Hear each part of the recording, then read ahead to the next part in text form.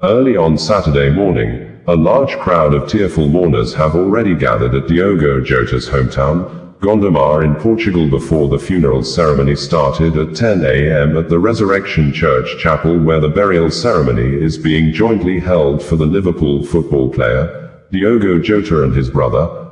Silva, who lost their lives in a car accident in Spain while driving his Lamborghini vehicle along the highway in Cernadilla, Zamora, Spain. Barely 10 days he married his high school classmate, Rute Cardoso, in Porto on Sunday, June 22, after a 13-year relationship and 3 children together. Local media and residents at the funeral ceremony reported that the players and technical staff of Liverpool have already arrived at the Resurrection Chapel in Gondomar for the funeral of the Liverpool forward, Diogo Jota, and his brother, Silva. The Liverpool squad, as seen in early videos and photographs from the funeral led by Virgil van Dijk and Andy Robertson, have arrived in Gondomar as Virgil van Dijk carries flower design of number 20 for Diogo Jota and Andy Robertson carries the number 30 for Diogo's brother, Silva. Hundreds of mourners lined the streets of Gondomar to pay their final respects to fallen Liverpool star Diogo Jota at the city's chapel. Newly appointed manager Arne Slot was also among those in attendance, leading the group as they approached the church. Reuters had on Friday reported that hundreds of residents of Gondomar in northern Portugal filed past the bodies of former Liverpool footballer Diogo Jota and his brother Silva at a chapel in their hometown on Friday, after the deaths in a car crash in Spain.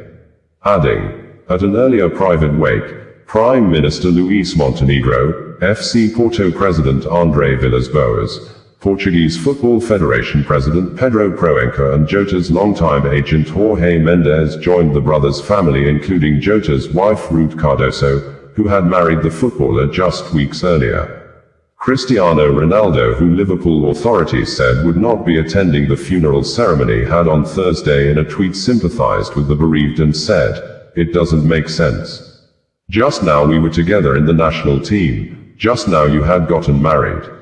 To your family, your wife, and your children, I send my condolences and wish them all the strength in the world. I know you will always be with them. Rest in peace, Diogo and Andre. We will all miss you." Portugal's President Marcelo Rebelo de Sousa, senior Liverpool Football Club officials, and well-known football figures, including Manchester United player Diogo Dalot, former Liverpool player Fabinho, and Portugal and RB Leipzig player Silva, attended the wake on Friday. Tributes were laid at United States, U.S. Federal Bureau of Investigation, FBI has filed a lawsuit against a Nigeria citizen, Eheremon Agbokan, for allegedly defrauding the U.S. President, Donald Trump, and his vice, J.D. Vance, the sum of 460 million naira by thus sending fake email messages to U.S. citizens in December 2024 to contribute and help to fund the presidential inauguration ceremony of Trump and Vance. This notwithstanding, Nigeria government has shown great commitment in helping the United States and other countries in the world recover funds stolen by Nigerians from foreigners, as it was evidenced in one of such occasions earlier this year when the Economic and Financial Crimes Commission, EFCC, handed over billions of naira equivalent to Charles Smith, the legal attaché of the U.S. Federal Bureau of Investigation, FBI, at the Embassy of the United States in Nigeria, and representatives of other countries whose citizens were victims of cybercrimes committed by Nigerians, while the EFCC chairman, Ola Olakayode, also used the occasion of the handing over ceremony to call and appeal to foreign countries to always help recover and restitute Nigerians who are victims of fraud committed by citizens of other countries. People's Gazette news media reported that the court documents, as seen by the media, the Federal Bureau of Investigation filed a civil forfeiture complaint to seize property belonging to Lagos-based, suspected, fraudster, Eheremon Agbokan for, allegedly, stealing more than 460 million naira in funds meant for U.S. President Donald Trump's 2025 inauguration. The FBI is also actively pursuing an arrest warrant for Mr. Agbokan in connection with a cryptocurrency fraud and money laundering scheme that targeted a donor intending to contribute to the Trump-Vance inaugural committee. According to legal filings seen by People's Gazette, Mr. Agbokan and his co-conspirators carried out a sophisticated fraudulent operation using the notorious business email compromise scheme to trick their victims into sending money to cryptocurrency accounts belonging to them. In the weeks leading up to the inauguration on January 20, 2025, the FBI reported that fraudsters created several fake email addresses to mimic the legitimate ones used for the ceremony, which they sent to dozens of people, requesting donations for Mr. Trump's swearing-in ceremony. On December 26, 2024, one of these fake emails, with the address at t47inaugural.com, was sent to a victim to mimic at t47inaugural.com, the official email of the co-chair of the Trump-Vance Inaugural Committee, Steve Witkoff. The victim subsequently sent $250,300 USDT to the criminals. The 250 Nigeria President, Bola Ahmed Tinubu, has joined millions of sports lovers in Nigeria and across the globe to mourn the death of ex-Super Eagles iconic goalkeeper, Peter Rufai, fondly called Dodomayana, with the president describing the football legend as a great patriotic citizen who hailed from a royal family and brushed aside the glamour and privileges of a royal family to become one of the first set of professional football players in Nigeria and one of the patriotic sportsmen who wrote the names in gold in the annals of sports in Nigeria and Africa continent in general. According to President Bola Ahmed Tinubu in a press release issued by the presidential spokesperson, Bayo Onanuga, and made available soon after the death of Peter Rufai was announced on Thursday evening, Peter Rufai was an inimitable goalkeeper.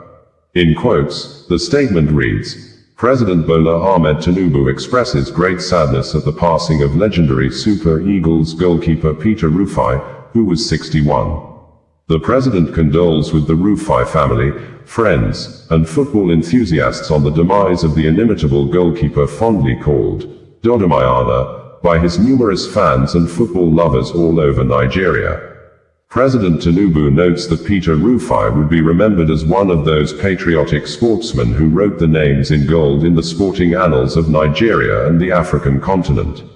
I recall with fond memories the heroic contributions of Peter Rufai in the historic victory of the Super Eagles at the 1994 edition of the Africa Cup of Nations in Tunisia as the first-choice goalkeeper, followed up with Nigeria's equally epoch-making first appearance at the FIFA World Cup competition, dubbed USA, 94.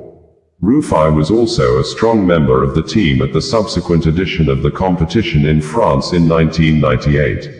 Having started his career with stationery stores of Lagos in 1980, Rufai was one of the earliest footballers in Nigeria to go professional, playing in many European countries including Belgium, Spain, Portugal and the Netherlands, bringing honor to the nation and opening a new window of opportunities for young footballers in Nigeria, President Tinubu says.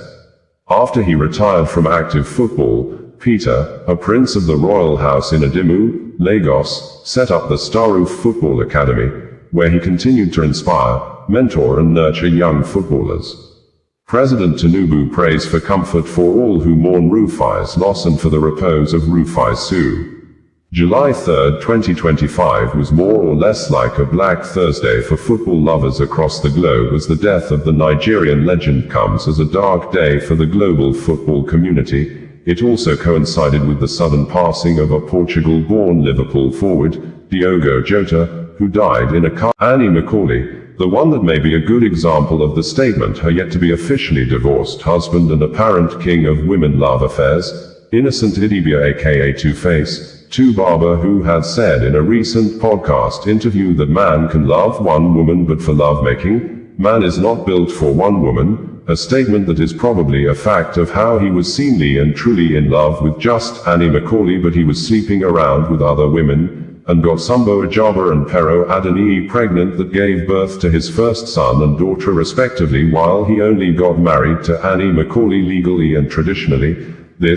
On Thursday, Annie Macaulay took to her social media handles with a video and photographs of her 11-year-old daughter, Olivia Idibia's graduation ceremony to say, being a mum is her best part in life, making the statement amidst family and some members of the public's concerns over the love affair between Edo State lawmaker, Honorable Natasha Asawaru and Two-Face Idibia, which Two-Face younger brother, Charles Idibia aka Charlie Brave, said Two-Face has only moved out from a frying pan that almost killed him to an industrial furnace that will completely destroy him and his legacy, directly and indirectly accusing Natasha Asawaru as a bad wife-to-be, specifically saying his elder brother should stayed off from the love affair with Natasha Asawaru and give himself a time to heal.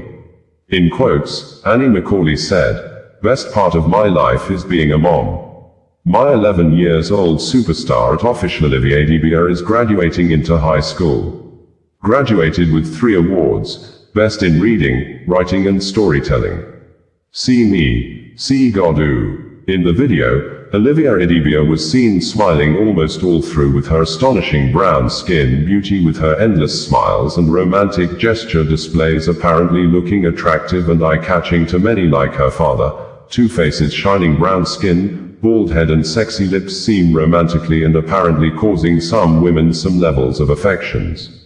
It would be recalled that we had reported that, after watching his elder brother, Innocent Idibia aka Two-Face, Barber took to Instagram social media early morning midnight on Wednesday to post a video of him, Two-Face, apologizing to Natasha Asawaru and the general public over the opinion he had expressed in a podcast interview. The African Queen music maestro's younger brother, Charles Idibia aka Charlie Brave, also took to Instagram nearly around noon on Wednesday to narrate how his elder brother, Two-Face, is currently and allegedly living in bondage in the hand of Natasha Asawaru, specifically stating that it was Natasha Asawaru who used Two-Face's social media handle to announce to the public Two-Face's marriage breakup with Annie Macaulay, adding, "Natasha Asawaru do go through Two-Face." Operatives of the Edo State Police Command of the Nigeria Police Force have arrested one Bello Salami at the Benin airport, renamed as Ober Akanzua 2 Airport, while the suspected member of Mafite's secret cult group was trying to flee the state after he was allegedly involved in the killing of 3 persons said to be members of the state vigilante group in the ongoing rising cult war in Edo State, where many people have been killed in recent weeks in areas like Auchi and Benin City,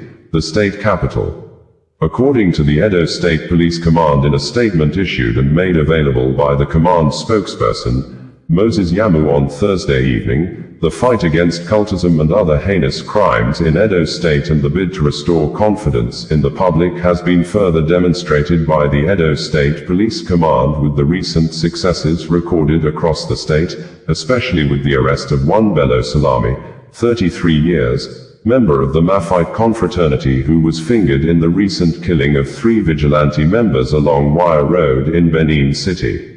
The suspect, a confessed Mafite, was arrested on the 28th of June 2025 at about 10 o'clock hours at the Benin airport, while attempting to flee the state.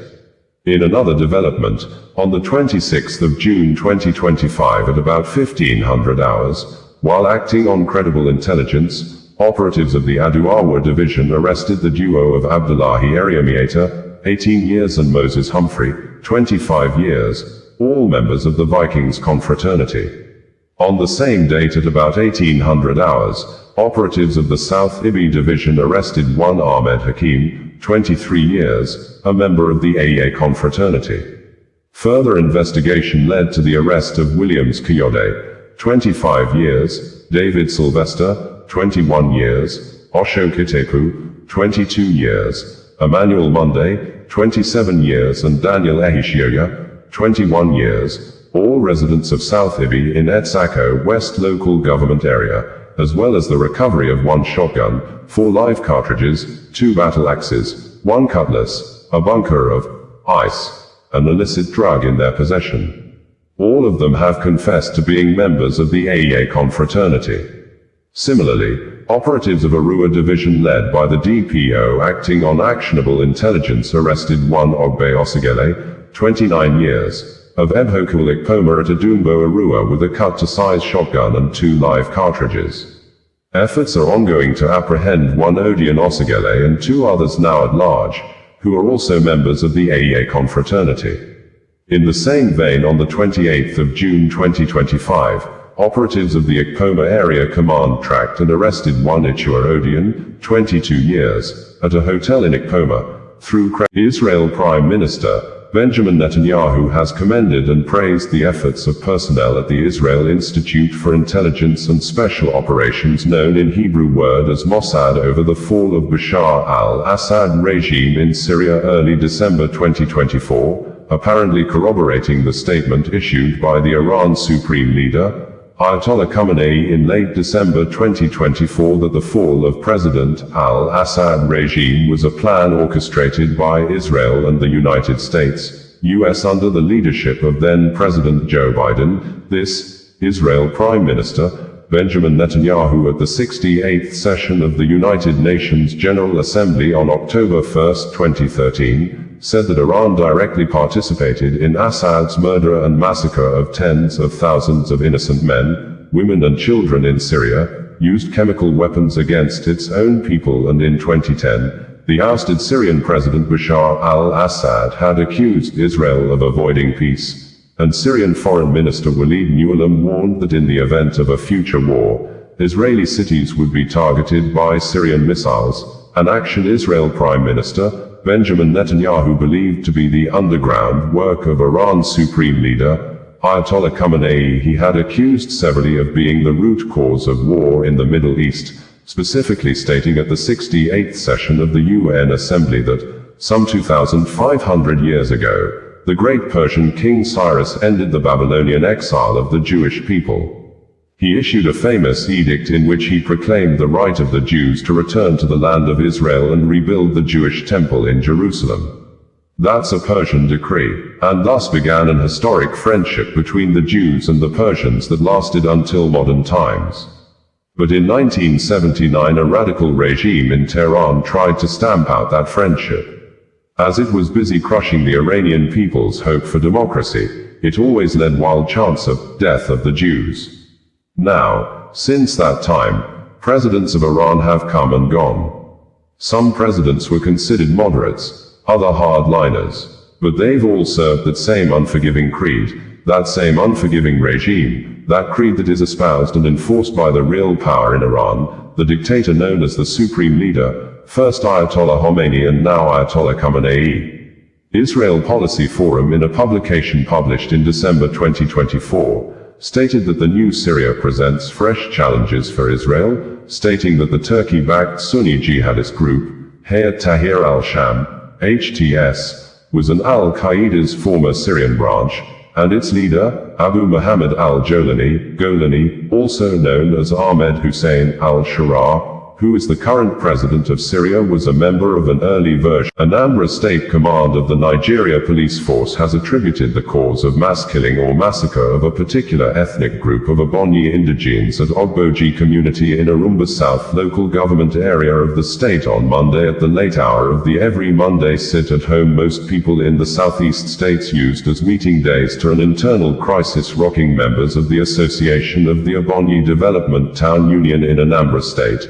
with the Commissioner of Police, Ikioye Oratugu, stating in a statement issued after he personally visited the scene of crime on Wednesday that the group attacked were members of the factional union of Ebonyi people living in Ogboji, with the survivors' testimonies suggesting that the massacre was initially an assassination plot targeted at the factional leader of the group, but, after the suspected assassins identified and shot dead the leader of the Ebonyi Union factional group, the gang leader of the suspected assassins ordered his men to shoot at everyone already lying face down, probably because almost all of them refused to point or show the suspected assassins the leader of the factional Ebonyi group, while some of the survivors said they thought the suspected assassins, who came with two white Sienna minivans, were security operatives who came only to scatter the meeting.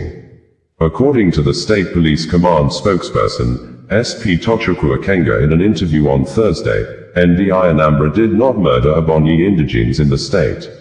The culprits are criminals hiding under the umbrella of the good people of Ebonyi Town Union in Ogboji, Arumba South local government area, that committed the cowardly act. We already have one suspect in custody and shall definitely hunt others down. One of the survivors, who spoke in his native language at the hospital bed, narrated how he was shot twice to force him to reveal the identity of the leader of the group, which, according to the survivor, the suspected assassins mentioned the full name of their target and shot him first time and threatened to kill him if he refused to show them the person, and after killing their target, Augustin Odogwu, the suspected assassins shot him again the second time. Details of the survivors' statements as transcribed and translated by Punch newspaper are presented below. A survivor of the massacre of Ebonyi indigenes in Ogboji, Anambra State, has shared a harrowing account of how gunmen turned a peaceful community meeting into a bloodbath, killing at least 11 people and injuring many others. Onuoha Godwin, a member of the Ebonyi State Welfare Association in Ogboji, narrowly escaped with his life after sustaining gunshot wounds to his hand and stomach. Speaking from his hospital bed, Godwin described the terrifying moment armed men invaded their monthly meeting and opened fire indiscriminately. A video of his testimony, delivered in his native dialect, has since gone viral on social media. Godwin, who hails from Inimagu, after watching his elder brother, Innocent Idibia aka Two-Face, Two-Barber took to Instagram social media early morning midnight on Wednesday to post a video of him, Two-Face, apologizing to Natasha Osawaru and the general public over the opinion he had expressed in a podcast interview. The African Queen music maestro's younger brother, Charles Idibia aka Charlie Brave, also took to Instagram nearly around noon on Wednesday to narrate how his elder brother, Two-Face, is currently and allegedly living in bondage in the hand of Natasha Osawaru, specifically stating that it was Natasha Osawaru who used Two-Face's social media handle to announce to the public Two-Face's marriage breakup with Annie Macaulay, adding, Natasha Osawaru do go through Two-Face's phone, deleting WhatsApp messages she does not like, narrating also how Natasha Osawaru allegedly impersonated Two-Face by thus writing on Two-Face's social media page, where the allegedly impersonated Two-Face was seen to have asked the general public to help him beg Natasha Osawaru to marry him. This, Charles Idibia said, his elder brother, Two-Barber, has moved from a frying pan that almost killed him to an industrial furnace that will completely destroy him and his career legacy. In the lengthy statement, Charles Idibia said, to my dear artificial Two-Barber, there are not enough words in English to express how much I love you, so I won't even try. To the gentle, kind, loving, peaceful being, to the guy who would not intentionally hurt a fly, who would take losses in several businesses just to avoid any form of confrontations, who makes sure everyone around is comfortable even though he is not alright, who gets mute and watches himself being painted as the bad guy just to protect the same person painting him as the bad guy. To the guy who I would dare to describe as the modern-day Jesus Christ from Nigeria, because of how innocent and pure your heart is, but you will also be crucified by religious standards. To the most insanely talented musician that has ever graced my ears, I beg you today, to wake up. It can never be a crime to save yourself, to move on from where you were almost losing your life and soul, but you haven't moved on, you have been captured from inside the frying pan to an industrial furnace, so my heart bleeds. It's one thing for a girlfriend to snoop in your phone and read messages out of curiosity or for other relationship reasons. It can even come off as cute, but a girlfriend who breaks into your phone to announce your divorce, because she had doubts about you going through with it. Who posts and deletes a picture of herself on your socials and asks Nigerians to help you beg her to marry her while you sleep. Who clones your WhatsApp, deletes messages she doesn't like and replies messages pretending to be you to steamroll her agendas. In April 2025, Israel Prime Minister Benjamin Netanyahu traveled to the United States, US and held meetings with President Donald Trump, only returned from the official trip and intensified more aggressive military campaigns in Gaza and staged a military confrontation with Iran, which led to the killing of almost 1,000 Iranians in a 12-day war with the Islamic country. This, on Tuesday, Prime Minister Benjamin Netanyahu told his cabinet members that he will travel to the US next week to hold very important security meetings with President Donald Trump and the US lawmakers amongst others, while specifically telling the cabinet members that the details of the scheduled meetings are things he cannot reveal at the briefing. According to Prime Minister Benjamin Netanyahu, I am due to leave next week for meetings in the US with US President Donald Trump, Vice President Vance, Secretary of State and National Security Advisor Marco Rubio, Secretary of Defense Pete Hegseth, the President's Envoy to the Middle East, Steve Witkoff, the Commerce Secretary. We have several items to close beforehand in order to reach the trade agreement, and several additional matters, meetings with congressional and Senate leaders and security meetings which I will not detail here. These come in the wake of the great victory that we achieved in Operation Rising Lion. Taking advantage of the success is no less an important part of achieving the success. On two issues, I would like to thank you, ministers of the government.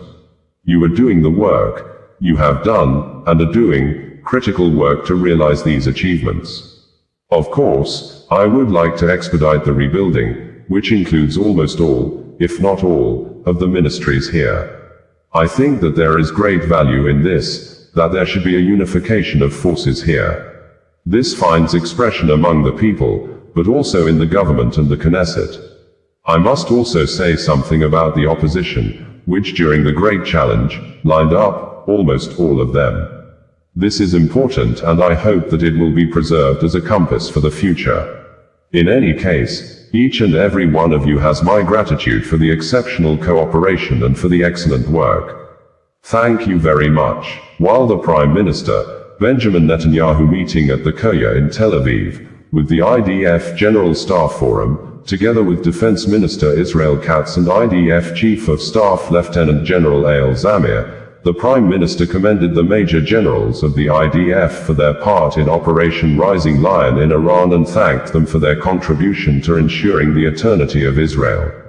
Personally, I would like to express immense appreciation and gratitude to you Defense Minister Israel Katz, to you IDF Chief of Staff Eyal Zamir and to you, the members of the General Staff. Africa Queen Maestro, Innocent Idibia aka Two-Face, Two-Barber may be one of the people on earth that practices what he preaches, with his current sermons while speaking on the latest episode of the 234 Imzansi podcast hosted by Annie Emanuel known as Nedu Wazobia and others, giving vivid picture of what he has been and who he really is, clearly and distinctly telling the general public that a man can truly be in love with one woman he actually loves so passionately, but a man is not born or built to make love with just one woman. This statement obviously and apparently defines who Two-Face really is, as it may be interesting to know that Two-Face has eldest son and daughter who are less than 4 months older than each other from two different women. Sambo Ajaba and Pero Adonii, the seemly women affair maestro, was making love with both women while he seems to be passionately in love with Annie Macaulay, who his fans and the general public know more about until January 15, 2006.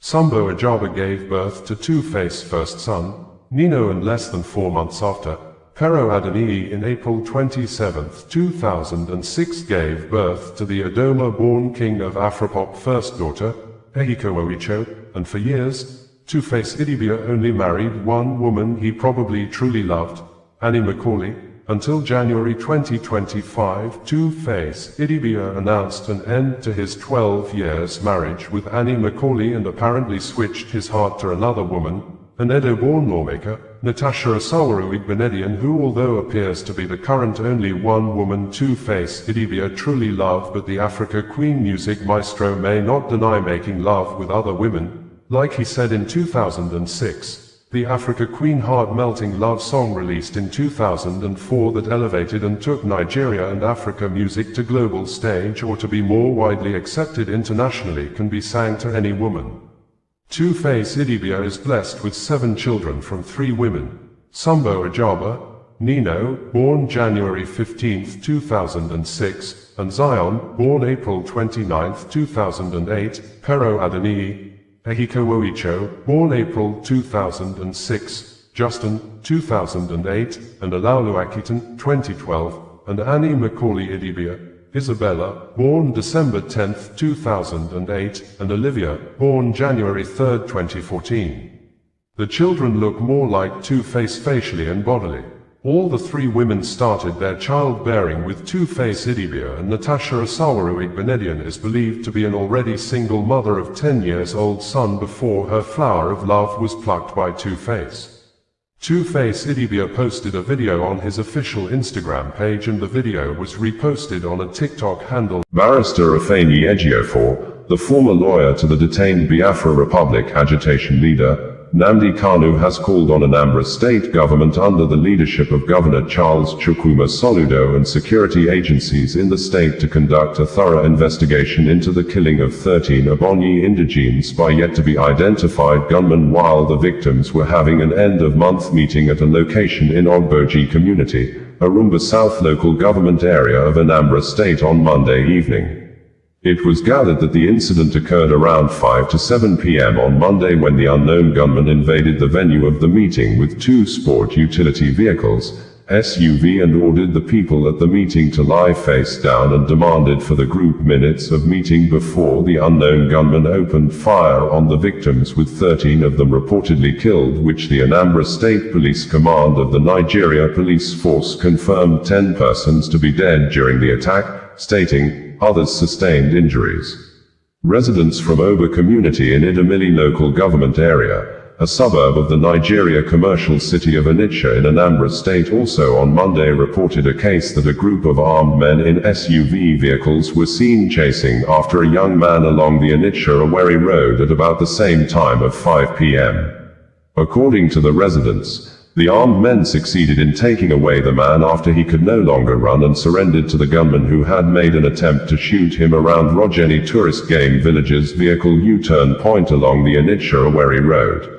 According to Barrister Afeni Ejiofor, it is with an overwhelming sense of grief, deep outrage, and utter condemnation that I address the tragic, senseless, and cold-blooded massacre of 13 defenseless and law-abiding Nigerians of Ebonyi state origin, brutally murdered in Ogboji town, Anambra State, on the 30th day of June, 2025. This reprehensible and cowardly act, targeted at innocent citizens who merely assembled for a lawful meeting, constitutes not only a direct affront to their fundamental human rights but an assault on the collective conscience of our nation. It is a grim reminder of the deteriorating state of security across the country and a further indictment of the prevailing failure to guarantee the sanctity of human life. The right to life, freedom of movement, peaceful assembly, and the liberty to reside and engage in lawful activities in any part of the country are constitutional guarantees enshrined under the 1999 Constitution of the Federal Republic of Nigeria, as amended. The heinous killing of these harmless individuals is, therefore, a grievous violation of these sacred rights and an intolerable affront to the principles of justice, unity, and peaceful coexistence. I unequivocally condemn this dastardly act in the strongest possible terms and demand that the Anambra men of the Nigeria Police Force in Imo State have arrested a 42-year-old woman, Ngozi Enyenwa, during a stop-and-search operation with 12 little children allegedly stolen while she was on the road to Abia State, where she had planned to use the alleged stolen children for street begging.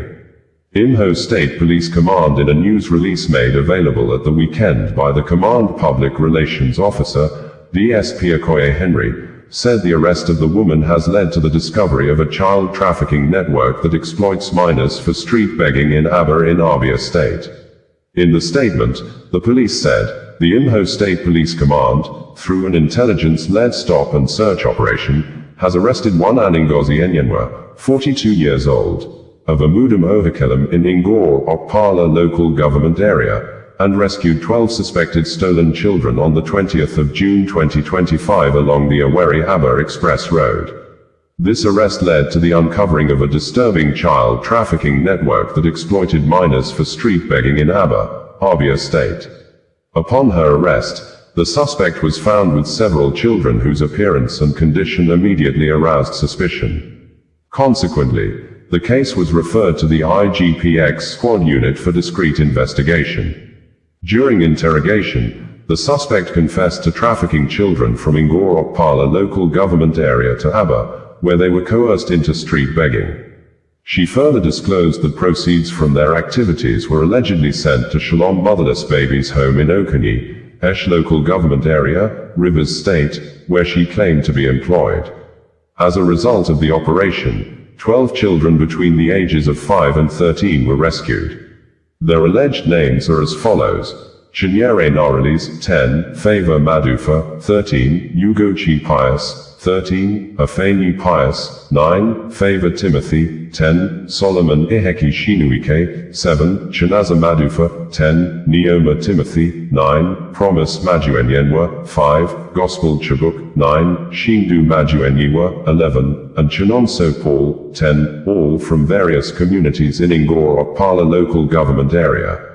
Presently, the children are currently in safe custody, and efforts are ongoing in collaboration with relevant agencies to identify and reunite them with the biological families. Meanwhile, the command urges members of the public who recognize any of the rescued children or have helpful information about their identities or families to come forward and assist the police. Reports can be made at the X Squad unit or via the following numbers: 08034773600 or 0816-008-7155.